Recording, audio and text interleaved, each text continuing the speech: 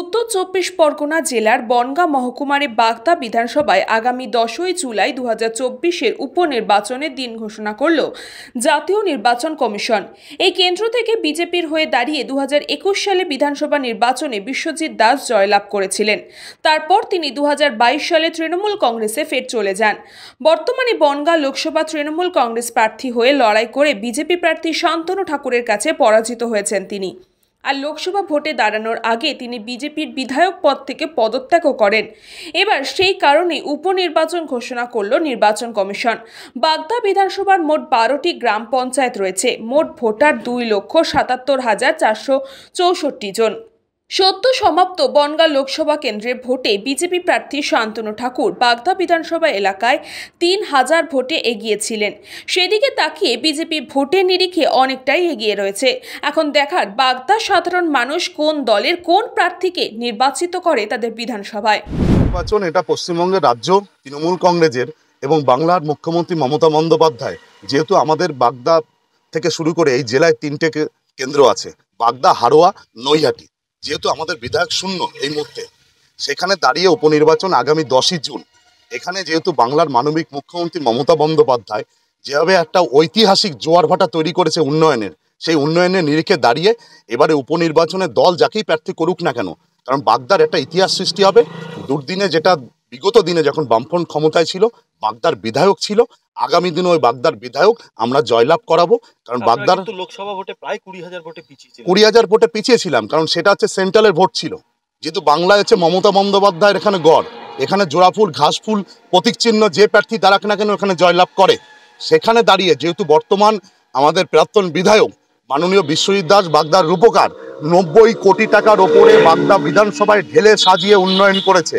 রাস্তাঘাট থেকে শুরু করে এখানে ইলেকট্রিক চুল্লির ব্যবস্থা করেছে, ফায়ার স্টেশনের শিলান্যাস হয়ে গেছে, বাগদা হসপিটালে যে গর্ভবতী মাকে এখন বনগাঁ হসপিটালে যেতে হচ্ছে না, সিজারের ব্যবস্থা করেছে, এখানে বিভিন্ন জনমুখী প্রকল্প তৈরি করেছে, একটার পরে উন্নয়ন তৈরি করেছে মাননীয় বিশ্বজিৎ দাস। সেদিকে তাকিয়ে মমতা বন্দ্যোপাধ্যায় আর আমাদের সৈনিক অভিষেক বন্দ্যোপাধ্যায় যাকেই প্রার্থী করুক না কেন, আমরা এখান থেকে মিনিমাম 40 থেকে 45,000 ভোটে আমরা জয়লাভ করব।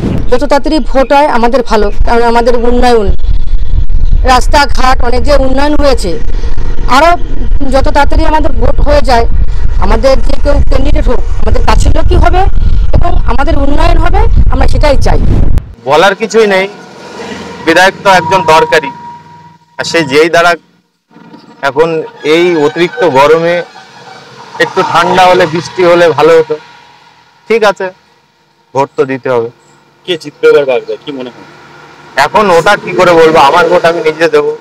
এবার মানুষ উন্নয়নের দিকে যাবে নাকি অন্য দিকে যাবে সেটা তাদের ব্যাপার। বাগদা আপনারা দেখেছেন পরপর 19 থেকে যদি দেখেন, 19-এ আমরা ওখানে জয়ী হয়েছি, লিড পেয়েছিলাম বাগদাতে, 21-এ আমরা ওখানে জিতেছি এবং 24-এ প্রায় 20,000 প্লাস লিড আছে আমাদের। 3টে পঞ্চায়েতে ওই 70 ভোট, কোথাও 150 ভোট, কোথাও 80 ভোট, কিন্তু ওভারঅল আমরা 12টা পঞ্চায়েতে বাগদায় প্রায় 20,000 প্লাসে জিতে আছি। যে যাই বলুক আপনাকে বলছি, এই উপনির্বাচনে ভারতীয় জনতা পার্টির প্রার্থী জিতবে, কারণ বাগদা তপশিলি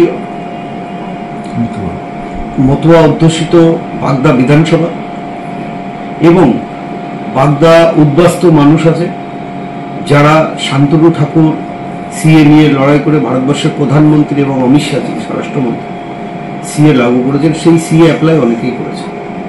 তো যারা সিএ সুবিধা পেয়েছে এবং সুযোগ সুবিধা যেগুলো আছে সেগুলো তারা পেয়েছে। আগামী যে উপনির্বাচন, সেই উপনির্বাচন আপনি নিশ্চিত থাকুন, আমি এখনো বলছি ভারতীয় জনতা পার্টির জয় ওখানে নিশ্চিত। তাহলে 21-এ ভারতীয় জনতা পার্টি কেন জিতল? ভারতীয় জনতা পার্টির প্রার্থী ছিলেন বিশ্বজিৎ দাস। সে বাগদার মানুষের সাথে বিশ্বাসঘাতকতা করে তিনি তৃণমূলে জয়েন করেছিলেন। তার উত্তর বাগদার মানুষ দিয়ে দিয়েছে, তার উত্তর বাগদার মানুষ এই লোকসভা ভোটে দিয়ে দিয়েছে।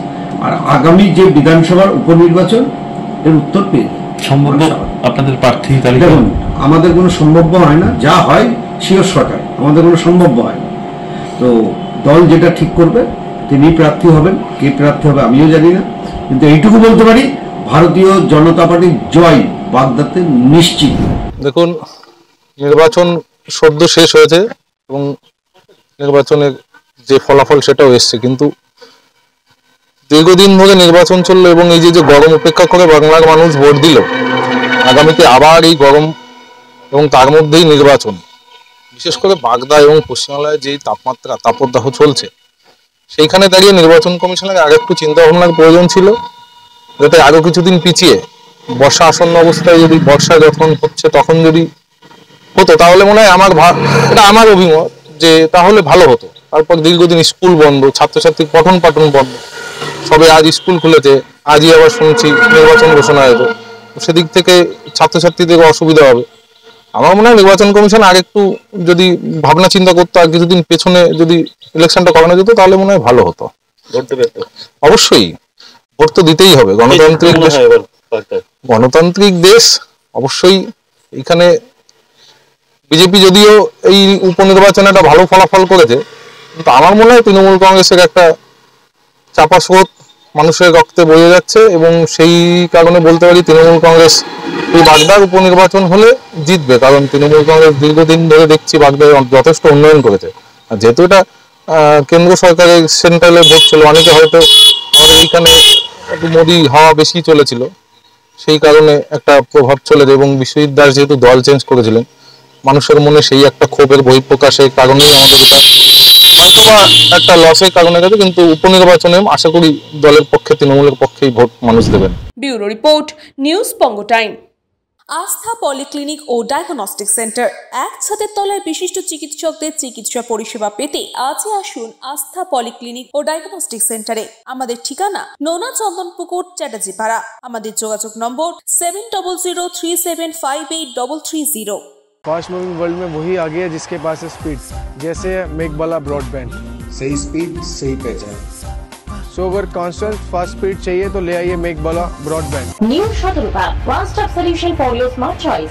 এখানে সকল প্রকার ব্র্যান্ডেড কোম্পানির TV, fridge, mobile, computer, laptop, sound system এবং মোবাইল ও কম্পিউটার অ্যাক্সেসরিজ সঠিক মূল্যে বিক্রয় করা হয়। প্রতিটি কেনাকাটায় আকর্ষণীয় ছাড় এবং নিশ্চিত উপহার। ঠিকানা ইন্দ্রনগর, সোদপুর, কলকাতা 110 এবং Muragachha, Sodepur, Kolkata 111। Animesh Suzuki, BT road, Agarpara. Motorcycle মানে সুজুকি। মোটরসাইকেল সেল এবং সার্ভিস করানো হয় অত্যাধুনিক যন্ত্রের মাধ্যমে। এখানে অত্যাধুনিক মডেলের বিভিন্ন গাড়ি পাওয়া যায়। পাবেন Suzuki Hayabusa, Suzuki Gixxer, Suzuki Bergman, Suzuki access 125 এবং সাথে সার্ভিস সেন্টারের সমস্ত সুবিধা। আমাদের শাখা আগরপাড়া, ব্যারাকপুর ভিআইপি তে। সকলকে সাদর আমন্ত্রণ। ওম সাই ব্যাংকুয়েট অ্যান্ড গেস্ট হাউস। আপনার পরিবারের যে কোনো সামাজিক অনুষ্ঠানের জন্য আসুন ওম সাই ব্যাংকুয়েট অ্যান্ড গেস্ট হাউসে। এই অঞ্চলের সবচেয়ে বড় সেরা ব্যাংকুয়েট। সিজন টাইমের ভিড় এড়াতে এখনই বুকিং করুন। আমাদের ঠিকানা ডাক্তার গোপাল চ্যাটার্জি রোড, সোদপুর, গির্জা। আমাদের যোগাযোগ নম্বর 9051714263।